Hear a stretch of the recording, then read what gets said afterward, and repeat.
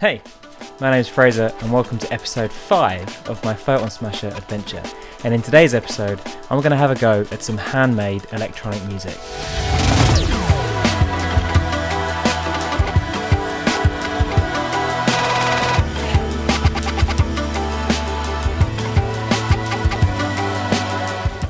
So for those who don't already know, this video series is documenting the creation of the Photon Smasher, a small handheld instrument for making music with light. The Photon Smasher is an analog instrument that uses a solar panel to convert light into an electrical signal, which then we can hear as sound. In today's episode, I'm going to show you a couple of experiments from an incredible book called Handmade Electronic Music by Nicholas Collins. It's a fantastic book, all on the art of hardware hacking. So if you're interested in anything I show you today, then definitely have a look and pick up a copy of that book, because it's just full of some fantastic tutorials, and it's written in the plainest English, so even complete novices and beginners like me can have a go at making electronic music and building their own circuits. First thing we're going to look at is actually a bit of an evolution of the Photon Smasher. Another inspiration of mine, other than Nicholas Collins, is Electronicos Fantasticos from Tokyo.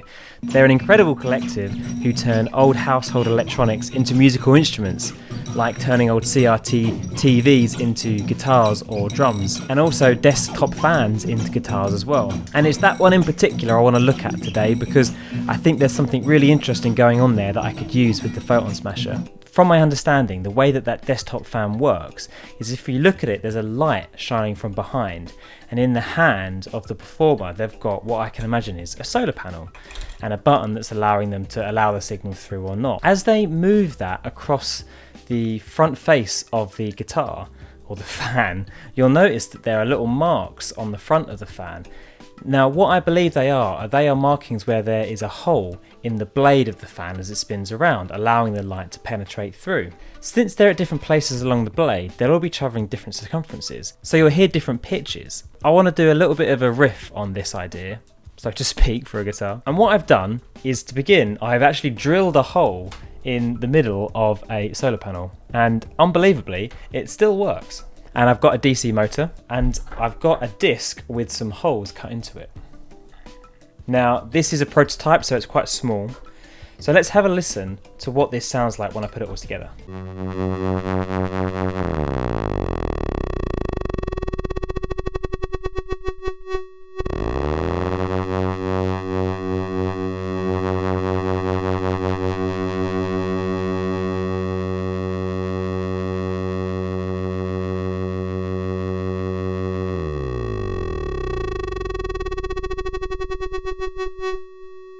As a first test, that was pretty awesome.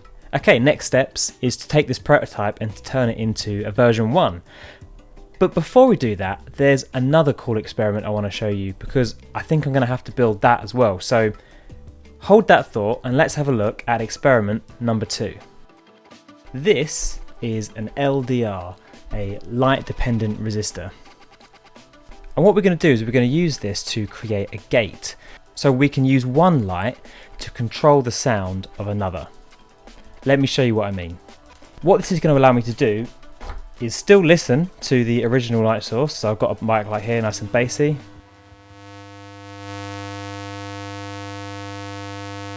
But as soon as I introduce a lack of light to this LDR, you'll hear a significant change in the volume. Pretty cool. But what if instead of doing it with my hand, we do it with another light?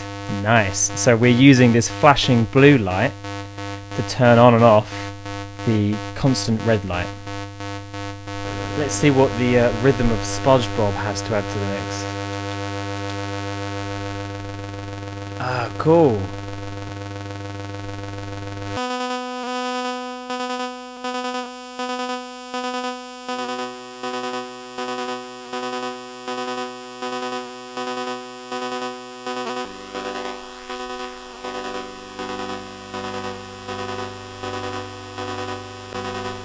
Nice.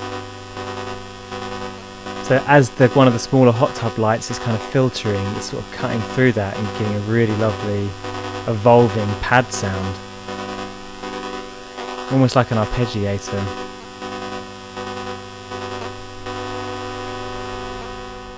Okay, so another pretty successful test there. So I think it's time to build some of these projects into some more robust cases. So here comes a build sequence, hopefully followed by a pretty cool jam. Here we go.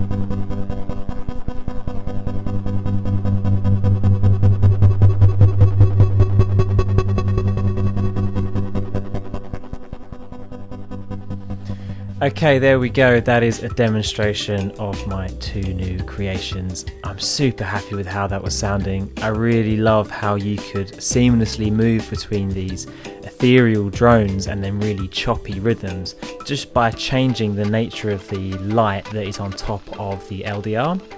And then also manually controlling the way that the disc was spinning as well, just sort of softly nudging it to slow it down or speed it up. It was really performative. these were really hard to make.